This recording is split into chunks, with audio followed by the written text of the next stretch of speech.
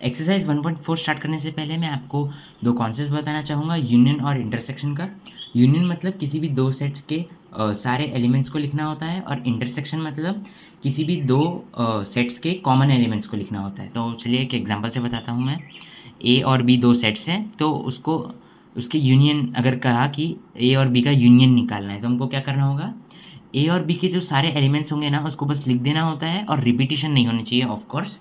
तो और उसको रिप्रेजेंट कैसे करते हैं हम, एक इस सिंबल से रिप्रेजेंट करते हैं, ये ऐसा सिंबल, ऐसे रिप्रेजेंट करते हैं हम यूनियन को। और इंटरसेक्शन, इंटरसेक्शन मतलब कोई भी दो सेट्स हों, तो अब ए और बी में जो कॉमन एलिमेंट्स होंगे, तो हमको बस वो लिखने होते हैं इंटरसेक्शन में। और इंटरसेक्शन का सिंबल क्या होता है, ऐसा होता है, ऐसा, इसका अपोजिट ऐसा। तो अब चलिए हम 1.4 स्टार्ट कर सकते हैं। तो चलिए देखते हैं हमारा पहला क्वेश्चन क्या कहता है। पहला क्वेश्चन कहता है find the union of each of the following pairs of sets. तो हमको इसका यूनियन लिखना है। तो पहला क्या है हमारा, एक्स और वाई दो सेट्स हैं। एक्स के एलिमेंट्स है 1,3,5, और वाई के एलिमेंट्स हैं 1,2,3।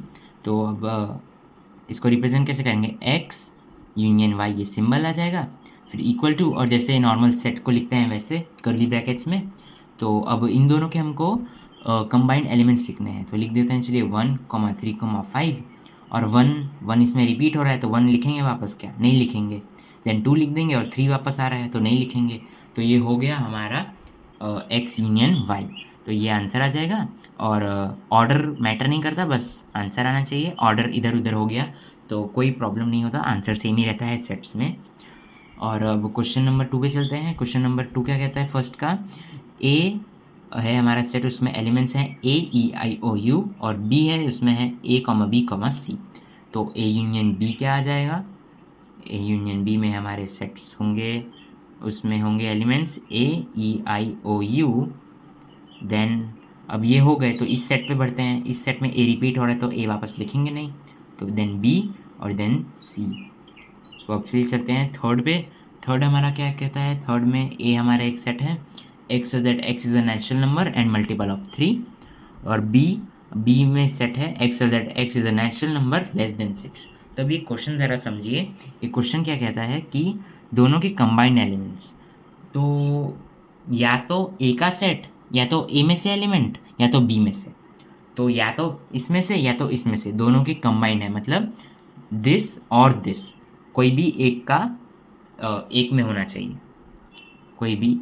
हाँ, तो ये लेस देन 6 है, तो 1,2, माफ़ कीजिएगा, 1,2, 3,4,5, 6 इंक्लूड नहीं होगा।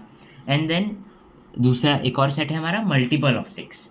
तो ये नंबर्स क्या हो सकते हैं, 1 2 3 4 5 हो सकते हैं, या और मल्टीपल ऑफ 3, और मल्टीपल ऑफ 3। तो अब देखिए दोनों के कंबाइंड एलिमेंट्स इसमें आ गए। एक था हमारा multiple of 3, natural number and multiple of 3, तो ये आ गया मल्टीपल ऑफ 3। और देन इसमें नेचुरल नंबर लेस देन 6, तो 1,2,3,4,5, तो ये दोनों आ गए। और अगर कोई सी दो सेट्स को ऐसे लिखना होता है तो हम क्या यूज़ करते हैं, और। यूनियन हो तो हमेशा और यूज़ होता है, इंटरसेक्शन में एंड यूज़ होता है। अगर अभी यूनियन की बात चल रही है तो और यूज़ करना होगा। अगर ऐसी कोई कंडीशन आए और दोनों को हमको लिखना हो तो और यूज़ होगा, अगर ऐसी कोई कंडीशन आई तो।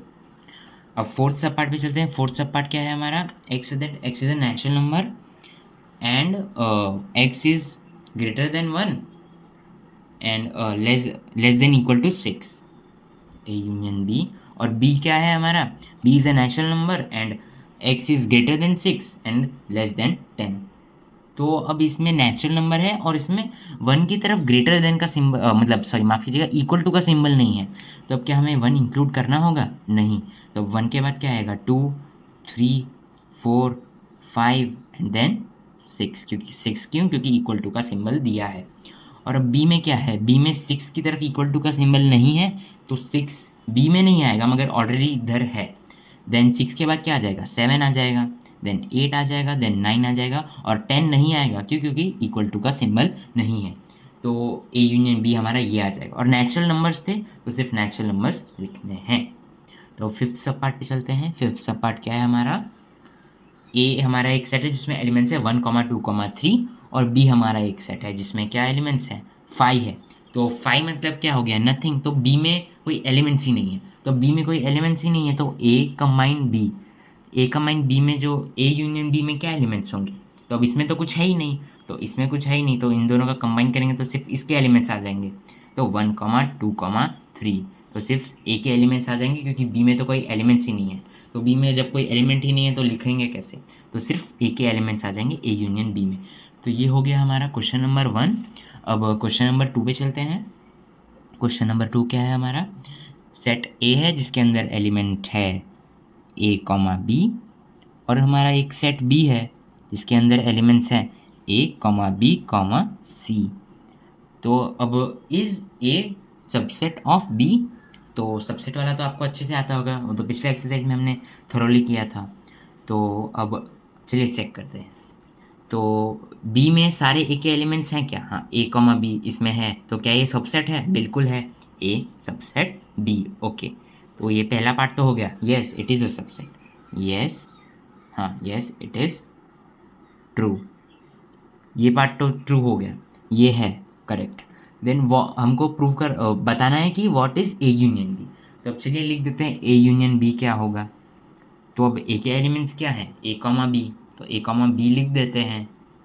तो ए कॉमा बी लिख दिया, अभी बी सेट पे चलते हैं, ए कॉमा बी तो ऑलरेडी लिख दिया तो अब रिपीट तो होगा नहीं, तो अब सी बाकी है तो सी लिख देते हैं। तो ये आ गया हमारा ए यूनियन बी। तो ए यूनियन बी क्या हो गया हमारा, ये एलिमेंट्स हो गए। तो अब चलिए करते हैं क्वेश्चन नंबर 3। छोटा ही क्वेश्चन है ये भी।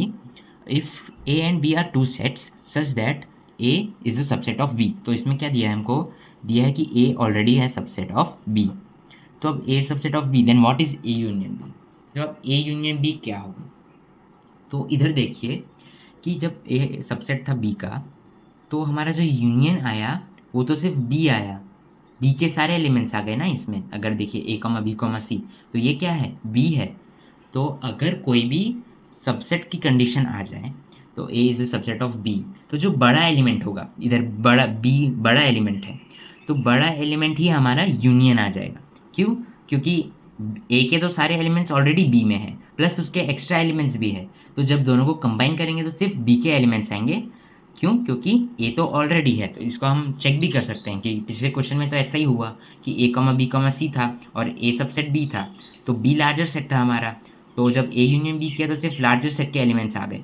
क्यों, क्योंकि ए कॉमा बी तो ऑलरेडी इधर है प्लस इसके एक्स्ट्रा एलिमेंट्स भी है, तो ए यूनियन बी करेंगे तो लार्जर सेट आ जाएगा हमारा आंसर। तो इसका आंसर क्या होगा, A union B is equals to B, B set. तो बी सेट के सारे एलिमेंट्स होंगे ए यूनियन बी के पार्ट में। तो 1 2 3 क्वेश्चन हो गए। अब चलिए मिलते हैं नेक्स्ट वीडियो में with rest of the questions.